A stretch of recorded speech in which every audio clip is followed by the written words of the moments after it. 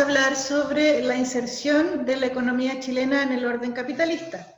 Recuerden que nosotros nos dimos una vuelta larga, ¿cierto?, para entender cómo se forma el Estado-Nación, tanto en América como en Chile, con los procesos de independencia. Después pasamos por la organización de la República, ¿cierto?, después de la independencia de Chile, los ensayos constitucionales, después pasamos por la República Conservadora, después por la República Liberal, ¿cierto? Y ahora nos toca hablar sobre la economía. Y en eso nosotros tenemos que hablar de cómo Chile se inserta en la economía capitalista, en una economía de exportación.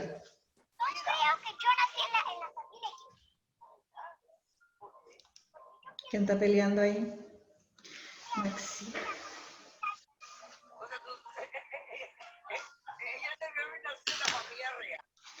Ya, y entonces...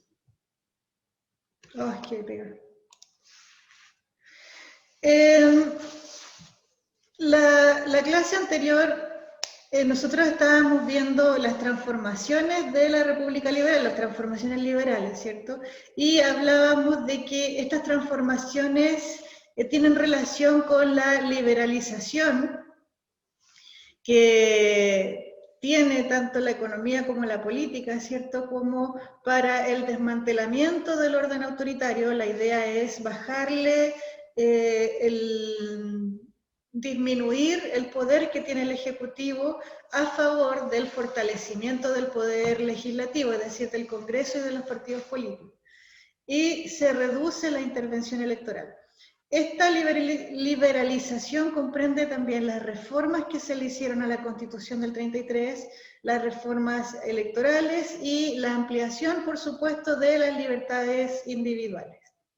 También hablamos de estas transformaciones en cuanto a la secularización, o sea, la reducción de la influencia de la Iglesia Católica, la separación al final de lo civil y lo religioso y la defensa del Estado laico, es decir, que la Iglesia no tenga tanta influencia en el Estado. Eso finalmente se va a lograr ya recién en 1925, recién ahí. Así que todavía falta harto. Se abre el debate y se promulga la ley de libertad de cultos y las leyes laicas que se hicieron en el gobierno de Domingo Santa María, que es la ley de cementerios, del registro civil y de matrimonio civil. Hay un avance educacional también, un debate entre la libertad de enseñanza, es decir, que exista la enseñanza privada o que la enseñanza esté en manos del Estado, lo que se denomina el Estado docente. Este avance educacional abarca la ley de instrucción primaria, 1860, la ley de instrucción secundaria y superior, en 1879, la escuela de preceptores. Tenía atención, ¿Qué pasa? Ah, pensé que me hablaban a mí. Y la construcción de escuelas y liceos públicos. Eso fue lo que vimos a grandes rasgos en la clase anterior. Hoy día lo que nos compete es comprender la inserción de Chile en el orden capitalista mundial a través de los ciclos de crecimiento económico durante el siglo XIX. Analizar las consecuencias sociales y tecnológicas de los cambios que se producen en la economía nacional. Para empezar a hablar sobre los cambios económicos, por favor silencien sus micrófonos, a menos que tengan una pregunta o una duda. ¿Digo más gente? Con Diego y Patricia.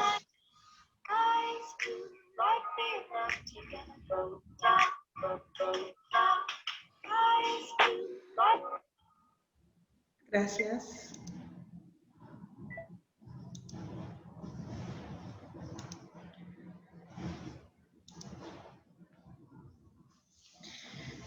Entonces, para empezar a hablar sobre la economía o la inserción de la economía en Chile, de Chile en el mundo, primero tenemos que hablar de la revolución industrial, o la industrialización en realidad. La industrialización surge a partir de este proceso que es la revolución industrial que ustedes tenían que haber visto el año pasado con el profe Álvaro.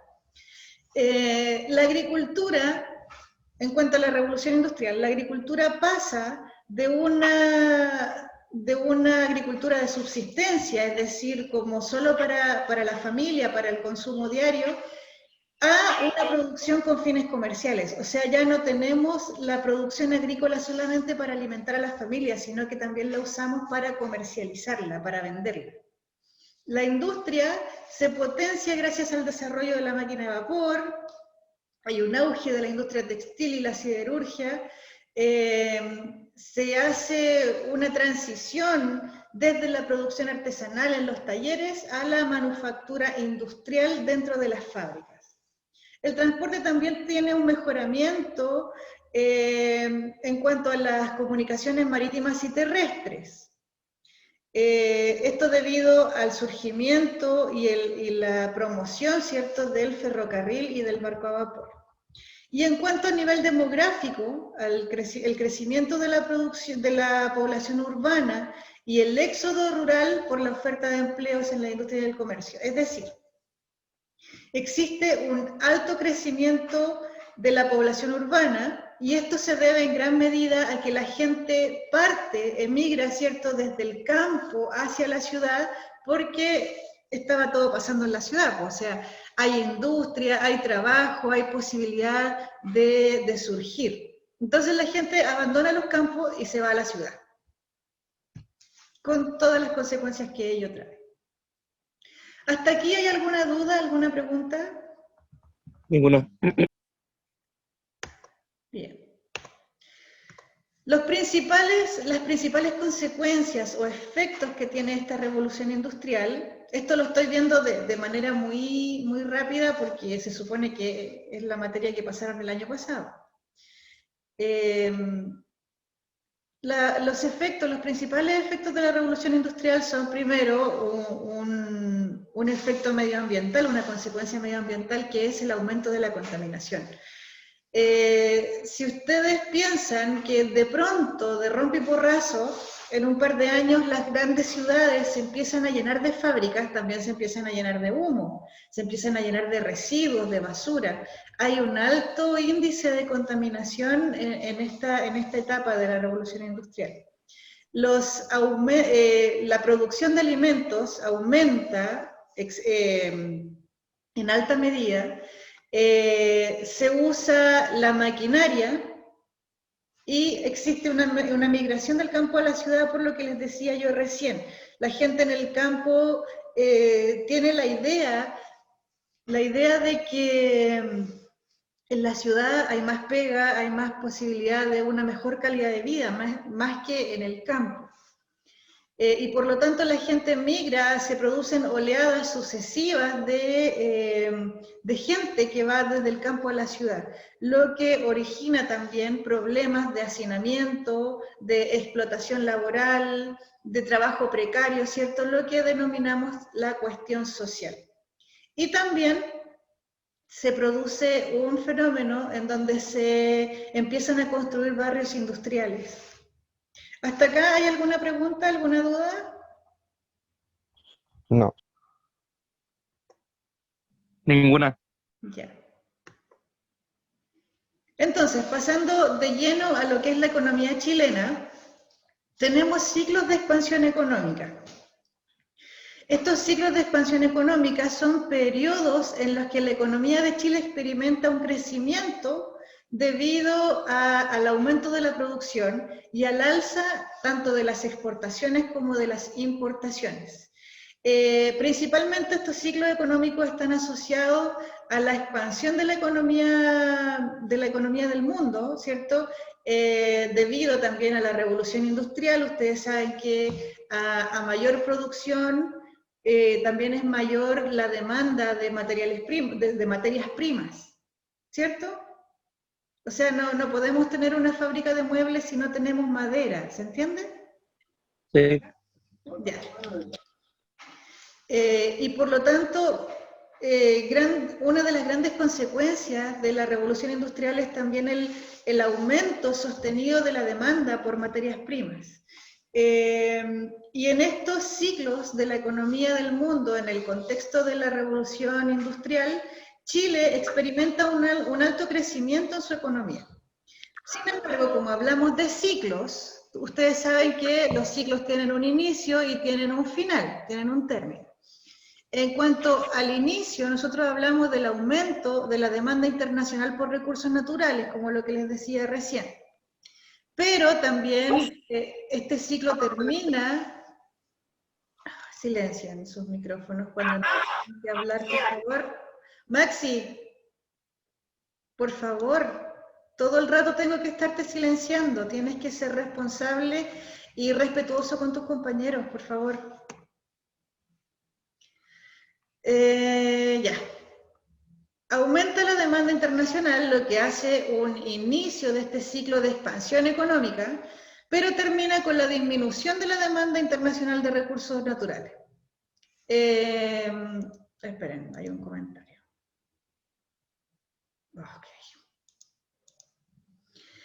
Okay. Lo que pasa, Maxi, es que pones tu micrófono y escuchamos música de atrás, entonces cuesta concentrarse, ¿vale? Para que tengas más cuidado con el micrófono, por favor.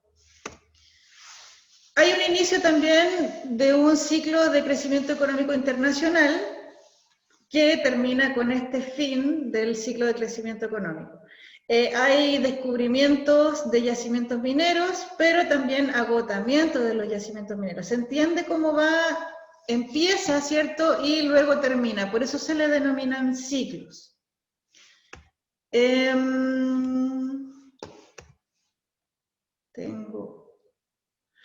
Los ciclos económicos de la economía mundial. Primero tenemos la etapa entre 1830 y 1857, donde existe una alta demanda de trigo debido a la fiebre del oro en California y en Australia. Se descubren otros yacimientos mineros, por ejemplo, en Chañarcillo con la plata, en Lota con el carbón y en Tamaya con el cobre. Valparaíso, nuestro Valparaíso, se convierte en un puerto obligatorio en el Pacífico Sur, por lo tanto tenemos también una expansión económica en ese sentido. Se reestructura financieramente y se impulsa, existe un impulso comercial tras las reformas del ministro de Hacienda Manuel Rengifo, y aumenta la demanda internacional de materias primas. Por lo tanto, vemos que la economía de Chile se ve bastante expandida en este sentido debido a la influencia del librecambismo como doctrina económica, el libre cambio, es decir, la libertad económica. Entre 1860 y 1878 tenemos nuevos yacimientos mineros, ahora en Caracoles con la plata y las fundiciones de cobre. El ferrocarril también y el crecimiento industrial muestran un periodo de expansión. Y en el norte de Chile, en el norte grande, ¿cierto? Se inicia con la explotación del salitre, cosa que va a ser muy importante para la economía chilena en un par de años más. Y lo vamos a ver en detalle en las próximas clases. Y bueno, y hay desarrollo de obras públicas y de urbanización, porque como la gente se está yendo del campo a las ciudades para poder trabajar, es necesario modernizar las ciudades y agrandar el espacio para que las personas puedan habitar. ¿Hasta acá hay alguna pregunta? ¿Alguna duda? Ninguna, profe. Está todo bien. Correcto. ¿Se entiende? Ya, bacán. No, ninguna duda. Gracias. Entonces, hablamos del libre cambio. Yo sé que esta materia es bien fome, pero hay que pasarla para que ustedes entiendan cómo se lleva a cabo la economía en Chile y entiendan que a partir desde que el Estado se forma y hasta el día de hoy, no ha cambiado mucho la situación. Nosotros seguimos siendo un país tercermundista, dependiente de la economía extranjera, exportador de materias primas, es como que sigue todo igual, ¿vale? Esa es la idea, que ustedes entiendan que si bien hay factores de cambio, también hay muchísimos factores que siguen en nuestra economía. Esa es la idea de la clase, no es que ustedes se aprendan que en 1850 se exportaba tal o tal cosa, ¿vale? Para que no se asusten. Sí, yo entiendo que es media latera esta clase, pero hay que hacerlo igual. Está buena la casa, me gusta. Ya, Me gustan las bacán. clases. Gracias. Qué bueno. A mí también me gusta, pero para las demás personas les parece un poco fome. Lo único Entonces, fome es que, lo único fome es que tenés que acordarte de los años, de los, ¿cómo se llama? De los siglos, así, por ejemplo. Eso es lo único fome, pero lo otro está muy pulento. pero la idea de mi clase, por lo menos, no es que se aprendan las fechas. O sea, piensen que esto fue en el siglo XIX. Siglo XIX, todo 1800. Desde Ah, sí, pues, sí, 1800, pues. desde 1801 hasta 1899. Y el siglo XX, todo 1900. Y el siglo Claro. XXI es todos los 2000. 2000. Ya. Ya, Eh, ya, entonces sigamos. El libre cambio, el librecambismo, es una doctrina que se difunde a partir del liberalismo que se inicia, ¿cierto?, a inicios del siglo XIX. Empezamos el siglo con esta doctrina del liberalismo. Se consolida como un modelo de desarrollo de la economía chilena entre los siglos XIX y XX. O sea, entre 1800 y 1900, todos esos dos siglos, Chile está metido en este modelo de desarrollo liberal en el cual nosotros exportamos materias primas. Las características de este modelo son el principio de no intervención del Estado, o sea, la idea es que el Estado solamente vigile que nadie se pelee. La idea es que el mercado se autorregula según las leyes de la oferta y la demanda. Es como que la economía se manda sola. Después, en 1930, se van a dar cuenta de que no es tan así, 1929. Pero eso es un secreto que se los voy a contar después.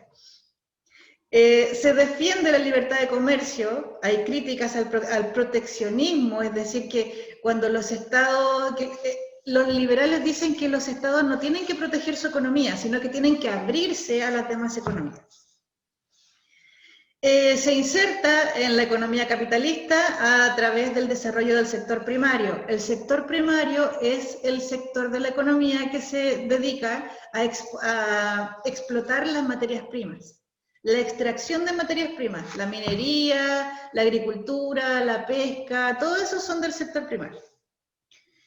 Y se reducen los impuestos a las empresas, se rebajan los aranceles para favorecer el comercio internacional. La idea es que todo el mundo esté conectado económicamente. Suena súper lindo, pero no es así.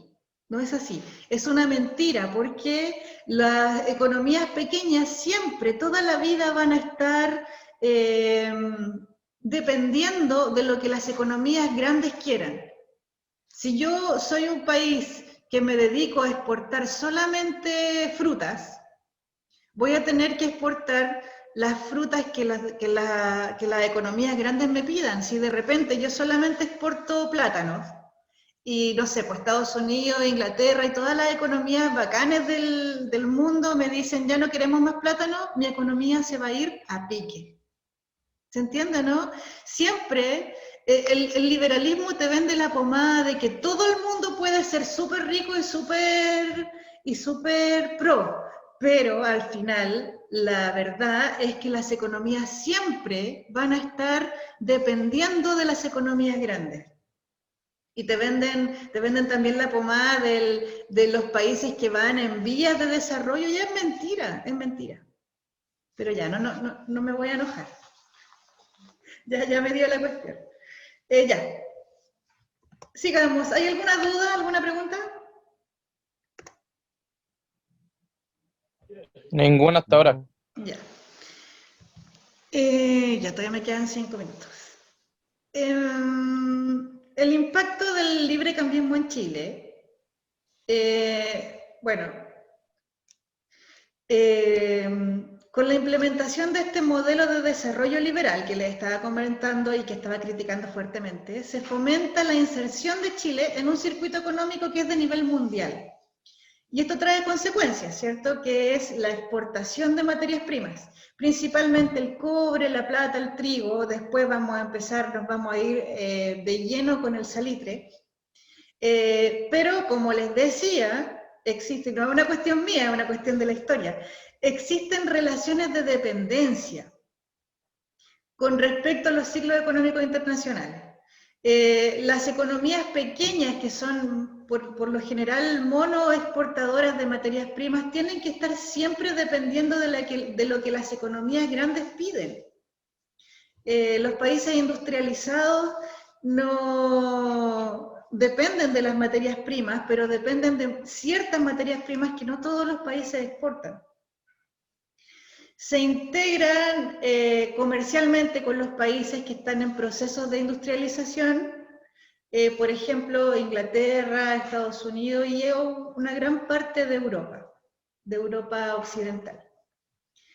Y en cuanto al sistema financiero, sabemos que el origen de este sistema financiero está en la necesidad de invertir, la inversión de los empresarios y también del Estado. Surgen así las primeras instituciones bancarias y las prácticas financieras bancarias modernas. Se introduce la ley de bancos, que finalmente autoriza a los bancos a emitir billetes que pueden ser después convertibles en oro, que también nos va a traer un montón de problemas, pero ya lo vamos a conversar después.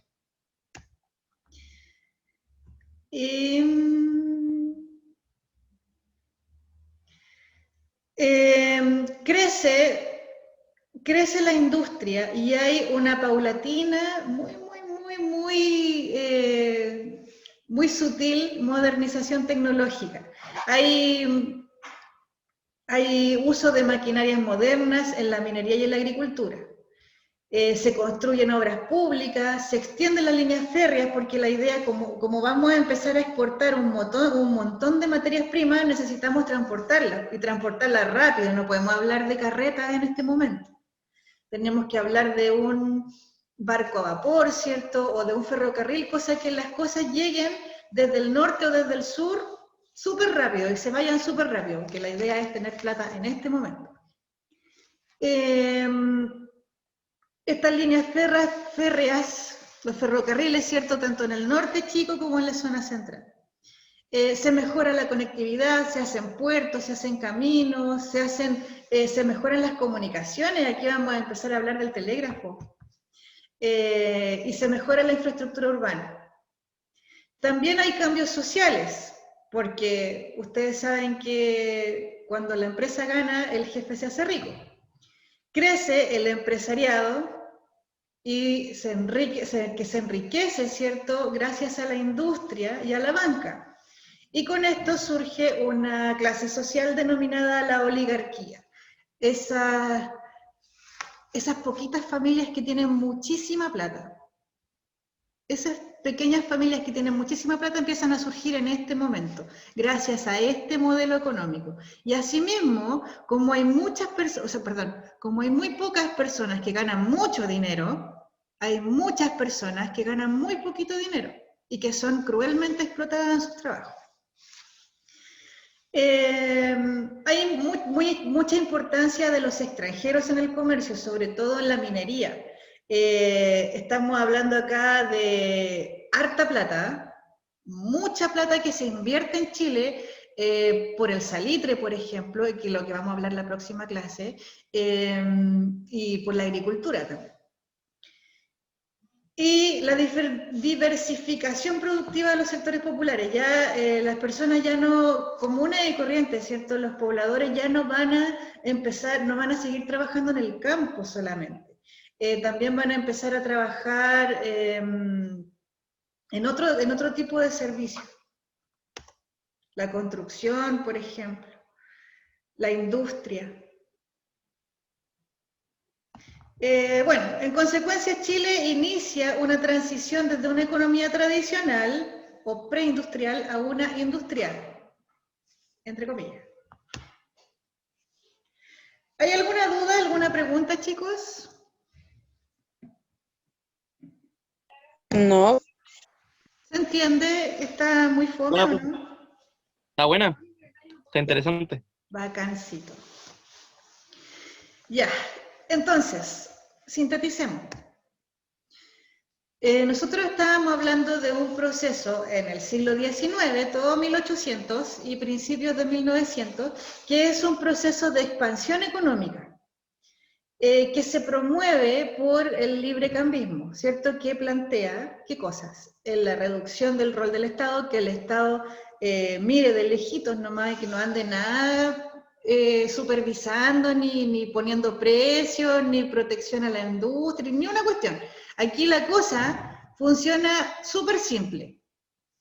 El comercio y el mercado se regulan solos. No tiene nada que el Estado andar midiendo los precios, que no vendan esto, que vendan esto otro. No. Aquí la oferta y la demanda y la competencia van a ser quienes jueguen el papel en la economía. Hay muchísima libertad en ese sentido. Se rebajan los impuestos porque la idea es vender y comprar, la idea es comprar barato para después vender caro para así generar ganancias, pues esa es la idea del capitalismo. Y hay una apertura al comercio internacional, la idea es que no nos quedemos aquí en la región. Ya, sí, ya sé, me estoy quedando sin tiempo. Hay una apertura del comercio internacional, no nos tenemos que quedar aquí en la región, sino que tenemos que expandirnos al resto del mundo e insertarnos en la economía capitalista mundial, con todas las consecuencias que yo ya les he mencionado. Entonces, esta expansión económica tiene ciclos económicos.